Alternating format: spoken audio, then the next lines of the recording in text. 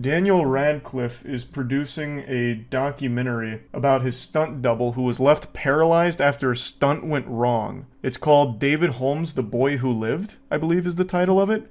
And I had no idea this happened. So apparently his stunt double, his name's David Holmes, was involved in an on-set explosion that left him paralyzed, which was fucking crazy to read about. My heart always breaks for stunt doubles. Stunt doubles do so much dangerous shit for so little. Well, comparatively so little, I'll say. Like, there's an innumerable amount of stories of stunt doubles getting hurt, dying, or permanently injured. Like, how many of you remember Resident Evil stunt double with the degloving? That one I still think about from time to time is fucking horrifying. Like, it's craziness. So, Daniel Radcliffe is producing this documentary to go over David Holmes' story. Apparently, David Holmes also has, like, a podcast that he talks about for, like, stunt work and all of that. So, it's apparently a pretty inspiring story, I imagine. It's one that would definitely make me super emotional, though, so I don't know if I'll be watching it. I always hate hearing about things like this. It just makes me really sad. I feel fucking horrible for them. Well, thanks for that, Daniel. I'll definitely check that out. Is there a Stuntman Oscar? No. So, there's a real reason for it, and I kind of understand where it comes from. The reason they don't do Oscars or like really big nods to stunt work is because there's the fear, and this could just be copium and an excuse, but it does have logic to it.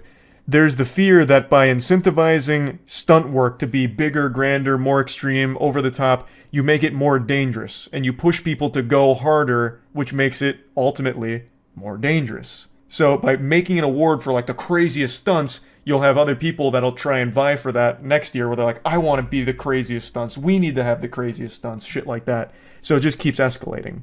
So I get why you don't want to incentivize that, but it's really such a shame that you can't give like an official appreciation for the stunt work because it is crucial to the films and it is such an impressive art. But I do understand the argument for why you don't, because you don't want people to risk their life for the glory.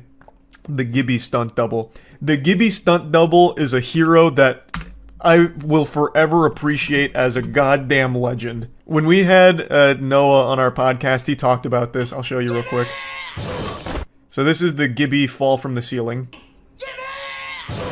I'll play it one more time just in case you missed it. Okay, so this is a real stunt. According to Noah, the stunt double here actually just fucking belly blasted, belly bomb, like cross body blocked from the top turnbuckle up here out of view onto basically just the concrete. And as you would expect, he got injured. So he hits the ground, he actually bounces off the ground, which is a crazy impact. He broke a couple of ribs and was transported off set. This is a stunt worker who deserves high-level accommodation for that. Why? Because it's a great scene. He did it all for the art. But now, if you give him the award, you'll have 5 other stunt doubles potentially doing, cannonballs onto concrete and shit to try and one-up this, is the argument. Still, such an incredible stunt. No fake floor is crazy. It's been a long time since Noah was on. He said they tried to do something to dress it up, but it didn't work, so what ultimately ended up happening is he basically just bounced off of the ground. I can't recall all of the particulars about it. You can go rewatch the podcast episode if you're curious. He really went into a lot of detail about some interesting shit. But this one blew me away. That this was a real stunt. They didn't just use like a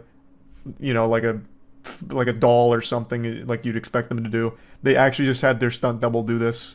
But yeah, Daniel Radcliffe is making this about David Holmes. I didn't really read what caused the explosion, though, so let's see if it goes into detail. Holmes was working on Deathly Hallows Part 1 when an explosion that was part of a planned stunt sent him plummeting to the ground, leaving him paralyzed from the chest down with a debilitating spinal injury that turned his life upside down. Featuring candid personal footage shot over the last decade, behind-the-scenes material from Holmes' stunt work, scenes of his current life, and intimate interviews with him, Radcliffe, friends, family, and former crew. The film reflects on universal themes of living with adversity, growing up, and the bonds that bind people together. Okay, so the explosion was planned and I guess blew him off of wherever he was, and he hit the ground, causing the paralysis. I don't remember what in Deathly Hallows would have even had something like that with Harry. What scene would that be in Deathly Hallows Part 1? The Hogwarts battle, that's part 2. Maybe the brooms? There's not like an explosion while he's riding on the broom. Mad Eye gets blasted, but not Harry, I don't think.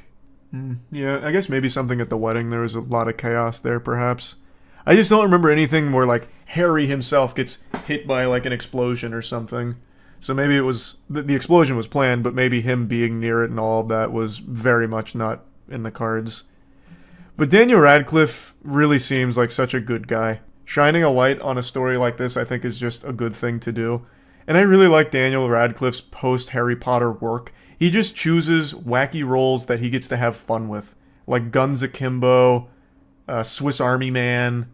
What was his most recent one? He had a role in like a TV show where he was like shirtless and crazy. Like some Mad Max shit. I just think he's a really like good guy from what I've seen. Weird Al. He got an Emmy nomination for Weird Al. Good. Good for him. It was that flying scene. He got yanked back hard at fast speed. Oof. It's awful. Swiss Army Man was awesome from him. Like I said, man, pretty much everything Daniel Radcliffe's been doing post-Harry Potter I think is good. There hasn't been anything he's done where I'm like, damn, Daniel was shit in that.